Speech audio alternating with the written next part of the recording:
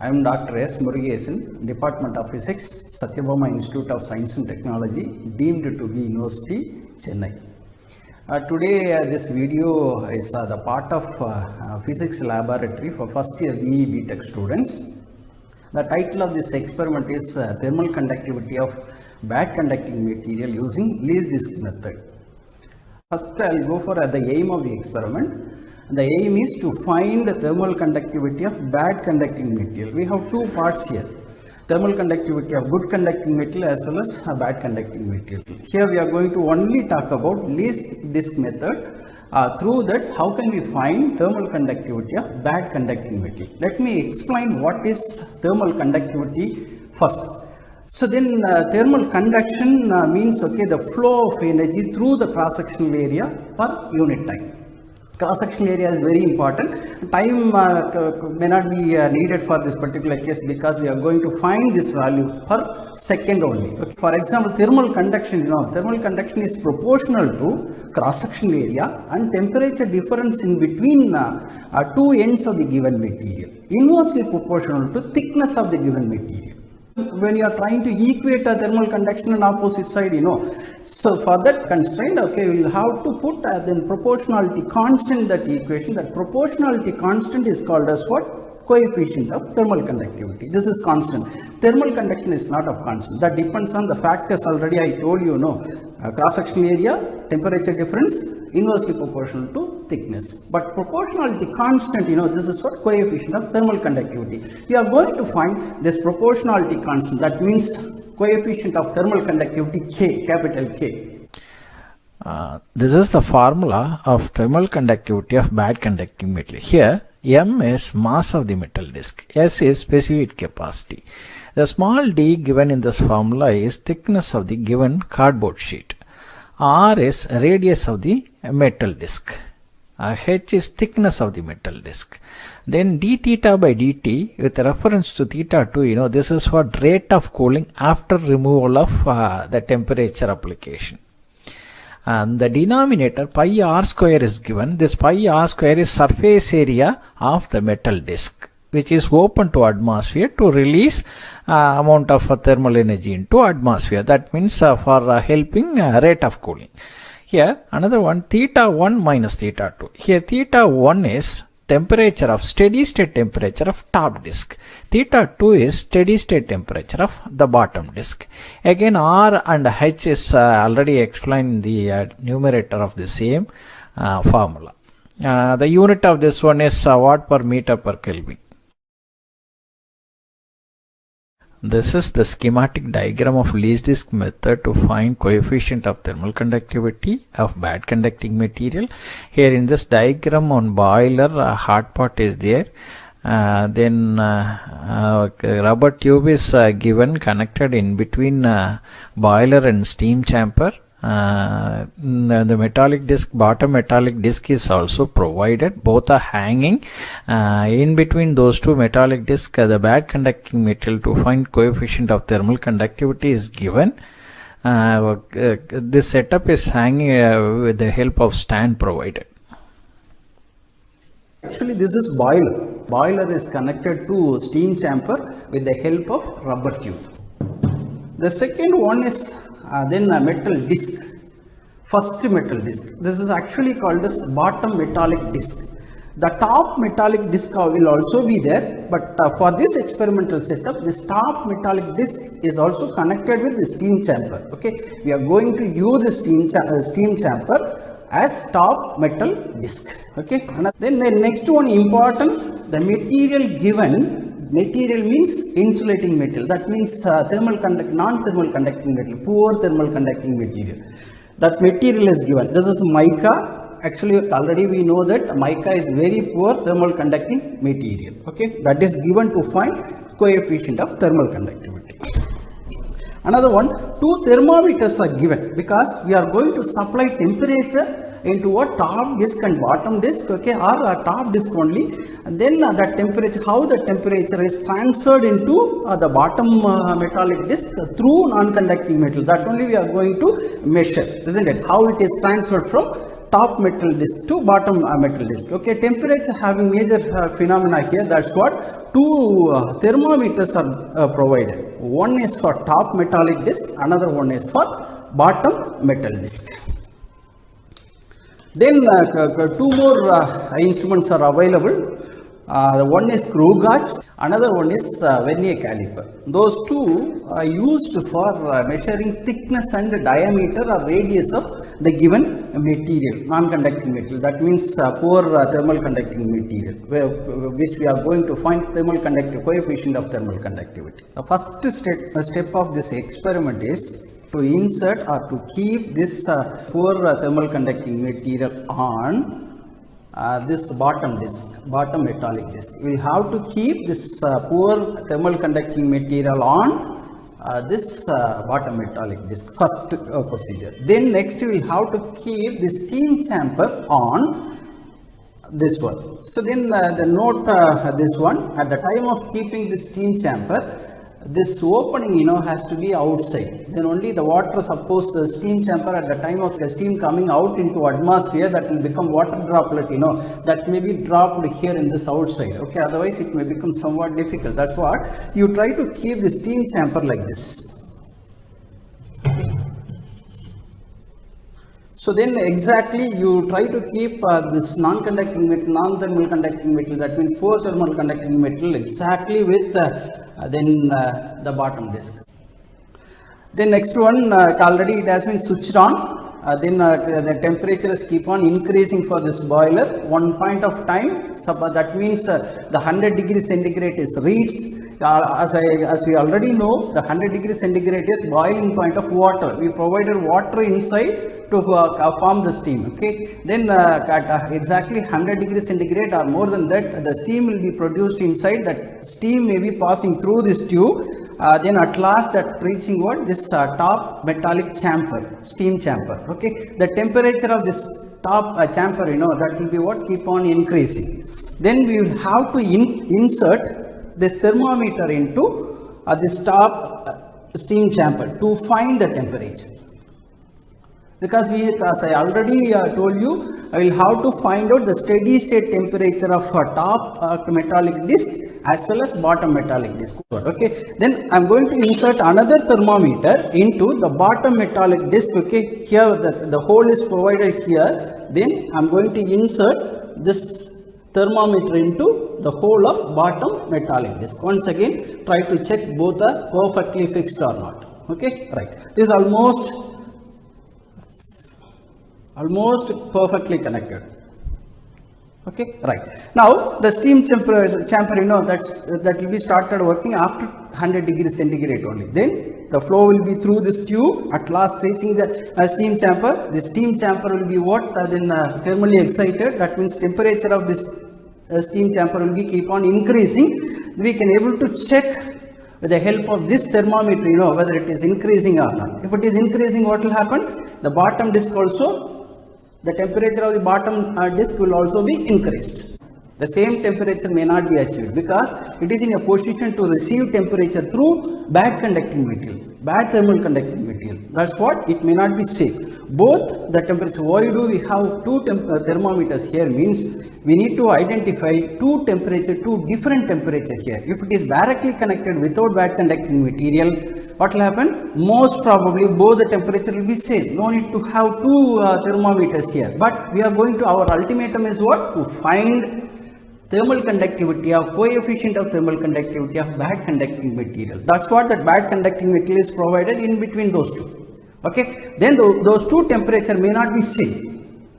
With the help of this boiler, the temperature of top and bottom metallic disc reaching the steady state, till then we'll have to wait. Then only we can go for the original part of this experimentals. First we'll have to switch on the hot plate, increase the temperature of the water inside the boiler. Then the steam is not flowing through this one, that process was not started. Okay, that's what, before that we will try to check what is the temperature in the bottom thermometer and top the thermometer. I'll check it now.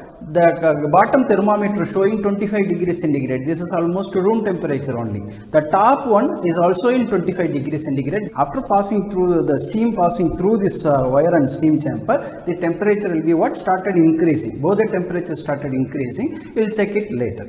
Now you can see that the steam is coming out from the mouth of the steam chamber. Here we have two thermometer. One thermometer already reached the steady state. The bottom one is keep on increasing because we are keeping bad conducting material, bad thermal conducting material in between those two steam chamber and bottom metallic disc. Okay, that's what this temperature diffusion, that means transfer of temperature through the bad conducting material. It is happening through the bad conducting material. That's what the bottom one is slowly increasing. Top one steady state already reached. The bottom one is keep on increasing to reach the steady state. We are waiting. We are going to wait till the bottom one reaching the steady state temperature. Now the temperature of top and bottom disc reached steady state. The top steady state is showing 98 degrees centigrade. The bottom steady state temperature showing 72 degrees centigrade. The top and bottom steady state temperature can be noted as theta 1 and theta 2. Now I'll try to explain how to take measurements for the tabular columns. Here we have three different tabular columns. The first tabular column is drawn in between temperature and time period to find the rate of cooling. The second tabular column is to find the diameter of the metal disc using vernier caliper. Its least count is 0.01 centimeter. In this table, we have main scale reading, vernier scale coincidence. From this vernier scale coincidence, we'll have to calculate vernier scale reading at last. Okay. Finally, the total reading can be calculated using MSR and VSR. Third tabular column is to find the thickness of the metallic disc as well as cardboard using screw gauge. The least count of screw gauge is 0.01 millimeter. In this tabular column we have pitch scale reading, head scale coincidence, head scale reading, at last as usual total reading with zero error. Then we'll have to remove conducting material first. So after bad conducting material removal, then the steam chamber has to be kept on the bottom disc because we are going to find rate of cooling. Already this is in steady state temperature. We'll have to increase the temperature either 5 degrees centigrade or 10 degrees centigrade. As per our convenience, we can go for either 5 degrees centigrade or 10 degrees centigrade increase. Okay. For that, we'll have to remove the bad conducting material. Then keep the steam chamber on the bottom disc. Okay. Then only we can increase the temperature. Now I'm going to, yes, now it is removed. The bottom steam chamber is kept on the bottom disc. Okay. Now already I told you, 72 degrees centigrade was the steady state temperature of this one. 72 degree plus 5. I'm trying to go for 72 plus 5 degrees centigrade. That's what for safety purpose we are going up to 80 degrees centigrade or 85 degrees centigrade, somewhat above 77 degrees centigrade. That's it. That is what needed for this procedure for measuring the values. Now I look at the temperature. The temperature crossing 81. Okay. Then we will try to stop.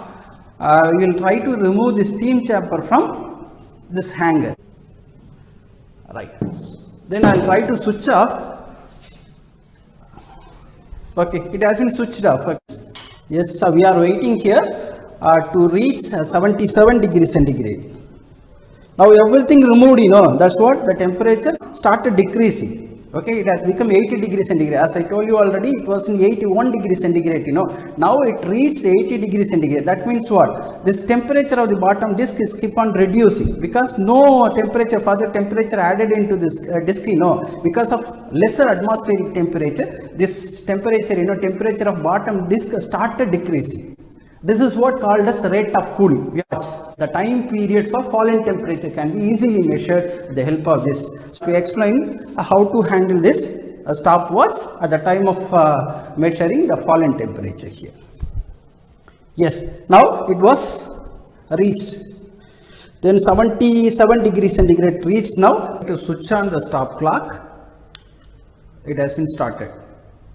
You see how the readings are varying. Like that, we will have to switch on at exactly 77 degrees centigrade. Okay, here shown as the temperature shown as 77 degrees centigrade. We will have to wait then till reaching 76 degree. First one 77, take it as the time period for 77 taken as what? 0. So the time is started from 0. When it is reaching 76, we will have to note down what is the time period shown by the stopwatch. That is what the procedure.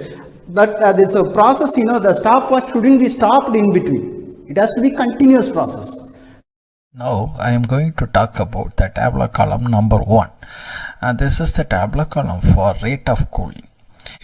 Here the temperature are listed, as I told you already, as 77 to 68. 77, the time period for 77 can be taken as 0. Then we are going to measure a time period for each and every fall in temperature from 77 to 68.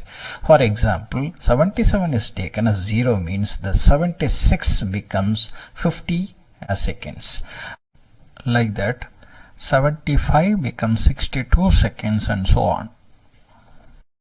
For the given values in the tabular column, the curve is formed as shown in the figure. Here we know already theta 2 value. Theta 2 value is 72. Then with a reference to theta 2, we will try to go for plus half and minus half to find the slope. Okay, as per given in the diagram, we can form the slope to find out d theta by dt value. Here d theta by dt value is called as what? Rate of cooling. Now I'll explain how to do the second tabular column and third tabular column. Second tabular column is to measure the thickness of the cardboard sheet as well as the thickness of the metal disc, okay, with the help of screw gauge. You see, this is what the screw gauge. Before going into the screw gauge, we'll have to find out whether this screw gauge is having any error or not. Okay, if the error is not there, pitch scale division both will be exactly coincided. Both are exactly 0 is exactly coincided with this horizontal line. Okay, what will happen? The 0 error, that can be taken as 0 error. Suppose it is deviated, okay, then it can either be positive error or negative error. Okay, suppose 0 is below, that means this horizontal line, pitch scale division, that horizontal line is coincided with the positive values. For example, plus 3 means your error is positive error. Correction will become negative. Okay, suppose this line, the pitch scale division line, that horizontal line is below 0, that means for example it is coincided with 98, means minus error, minus 2 will become the error of. Okay, then we will have to multiply this minus 2 with least count of this instrument, then we can have negative error, positive correction. Correction has to be positive, then we will remove the error. So after removing error, we can able to find the thickness of this cardboard sheet and this metal disc. Okay, right. So now I will tell you how to use this screw gauge to measure the thickness of the cardboard. This knob, the last knob, that should be used to rotate the screw gauge. Okay, either this side or for another process, tightening process, for that also this knob only to be utilized. Okay, then I'll slightly open this knob. Here it is open. Then I'll try to insert this cardboard sheet, then rotate using this one. Okay, now it has been slightly tightened up. Okay, now it is rotated. Now can you able to hear this sound? Once the sound is coming, we can stop the rotation. Okay, how to measure the pitch scale division is what? The inner part. How many lines are visible? This side, that is what pitch scale division. Here we have number of lines. This is what the H scale.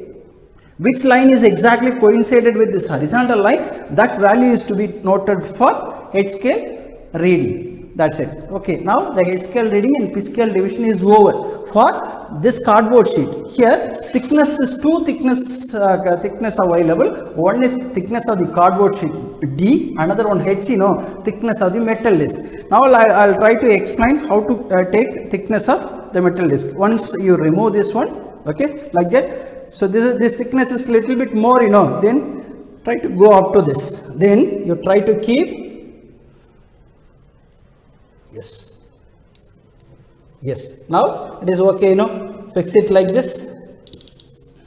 Sound is started coming, then we can stop rotating this one. Now we can, similar to the previous procedure, what is the pitch scale division and head scale division as shown in your tabular column like, okay. So the previous one, we'll have to go for 3 different readings. Here also we have, okay, 3 different reading means nothing. Keep it out, take it out and then keep it in another position, then rotate, do the same procedure. Sound is started coming, stop it, go for the reading. Like that, 3 readings for this one, 3 readings for this thickness, that to be taken. That is what your second tabular column. This is what the tabular column for thickness of the metallic disc and cardboard sheet given for measurement of thermal conductivity.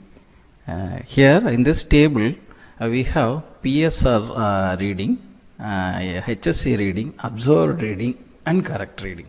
PSR means pitch scale reading, HSC is head scale coincidence, and they will have, we can convert this head scale coincidence as head scale reading by multiplying least count value of screw gauge. At last we are having observed reading, this is for total reading as I told you already.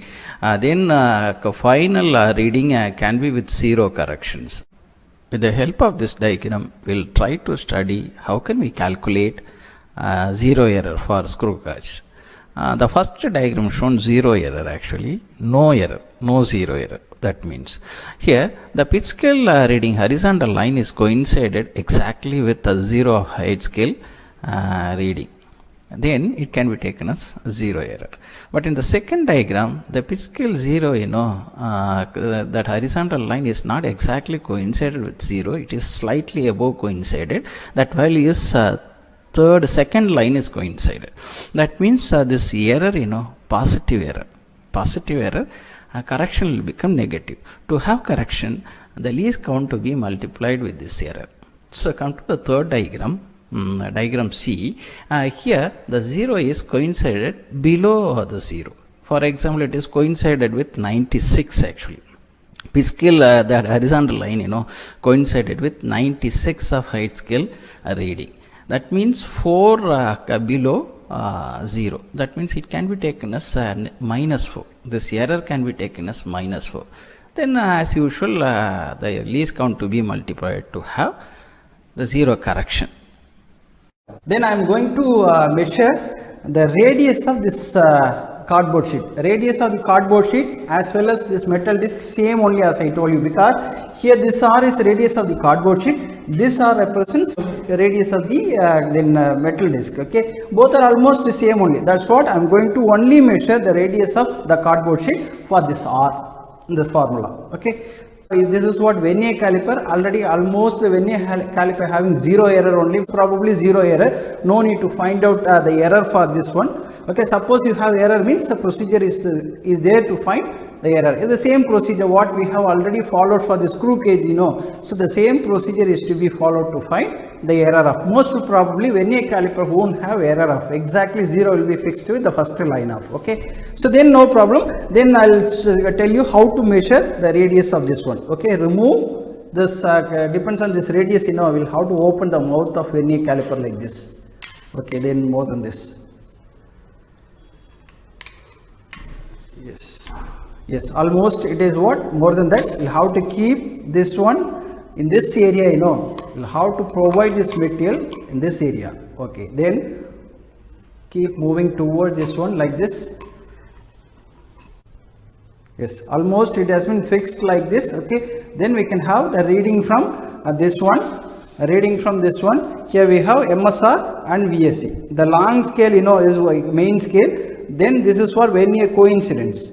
We know how to take MSR, main scale reading. This here we have 0, 10 divisions are there in the vernier scale. the zeroth division coincided with one of the main scale reading, you know, that reading is called as MSR, main scale reading. Okay, we have another tabular column, third tabular column for this diameter.